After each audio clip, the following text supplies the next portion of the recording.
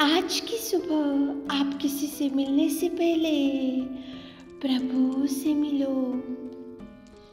आज किसी को देखने से पहले प्रभु को देखो।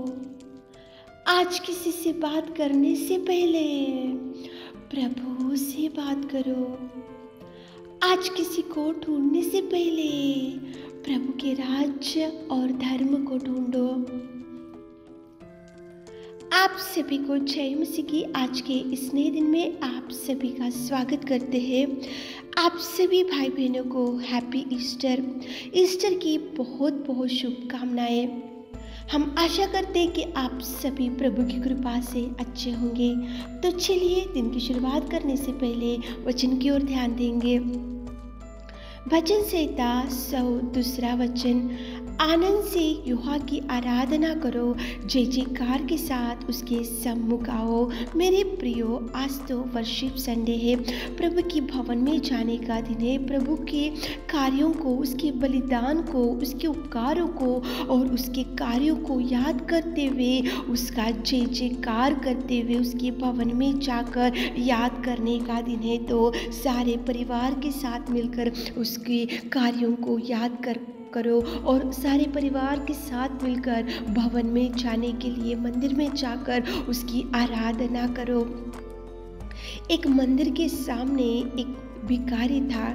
वो लंगड़ा था, जन्म का लंगड़ा था, लेकिन जैसे ही उसको परमेश्वर पिता ने चंगाई दिया, पतरस ने उसको बोला कि मेरे पास तो सोना चांदी नहीं है, लेकिन यीशु नासरी के नाम से तू उठ और खड़ा हो। उसी घड़ी वो जन्म का लंगड़ा चंगाई पा लिया। उसकी दुर्बल स्थिति गई, उसका दुख गया, उसकी चिंता गई, उसका रोना गया, उसकी दुर्बल स्थिति अच्छी हो गई, उसकी पड़ी हुई स्थिति अच्छी हो गई। और उसने मंदिर के बाहर रहने वाला वो जन्म का लंगड़ा लेकिन मंदिर में गया। वो उछलते हुए, कूदते हुए, गीत गाते हुए, जय जयकार करते हुए वो मंदिर में जाकर सारी कलीसिया के साथ मिलकर वो परमेश्वर की वर्शिप करने लगा। क्यों करने लगा? क्योंकि उसने प्रभु से चंगाई ले लिया।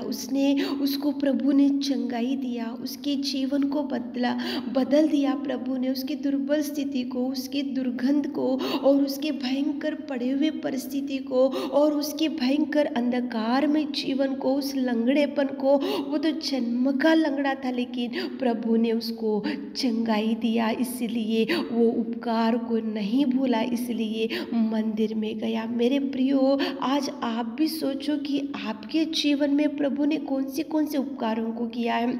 आपके बच्चों के जीवन में हो सकता है, आपके परिवार के जीवन में हो सकता है, आपके पति के जीवन में हो सकता है, आपकी पत्नी के जीवन में हो सकता है। जो उपकारों को प्रभु आपके जीवन में, आपके परिवार में, आपके बच्चों के जीवन में किया है, तो एक बार याद करते हुए, एक बार ध्यान में लाते हुए, उसको ध्यान करते हुए जाकर परमेश्वर के भवन में वर्शिप करो। एक बार आप जब घर में रहते हैं तो एक बार याद कर लो आपके जीवन में प्रभु ने कौन से उपकारों को किया, कौन से आपकी प्रार्थना का जवाब आया और कैसे कैसे चंगाई आपने प्रभु से ले लिया और कौन सी दुर्बल स्थिति में पड़े हुए तो प्रभु ने आपको कैसा थामा, कैसा धैर्य दिया, कैसे आंसुओं को पोंछा। एक बार याद करने के बाद ही जाकर आनंद के साथ यहोवा के सम्मुख जाओ, आनंद के साथ उसकी आराधना करो, आनंद के साथ जय जयकार करते हुए उसके सम्मुख जाओ। याद कर लो उसके बलिदान को,